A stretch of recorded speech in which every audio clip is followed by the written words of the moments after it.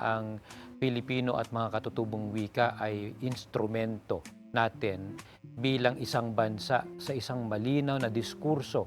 Ano, ang paggamit ng mga wika natin, hindi lang ang wikang Pilipino, na kumakatawan sa lahat ng mga wika, ito ay maaari natin maging lunsaran sa pagkakaisa ng bansa at pag-unlad ng ating bayan. Doon sa mga paaralan, importante na makadevelop makadevelop na mga sangguniang aklat na ginagamit sa Pilipino para lalong maraming makita, babasahin ang mga mag-aaral. Meron tayong mother tongue-based multilingual education.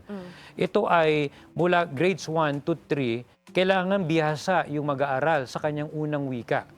Kung Ilocano, Waray, Hiligaynon, Bicol yan, Pangasinan, yun ang unang mong ituturo from grades 1 to 3 upang kumintal, tumimo sa kanya mismo. May ingrain sa kanya mismo yung unang wika niya. Ganyan pinatatatag ang wikang katutubo at wikang pambansa natin.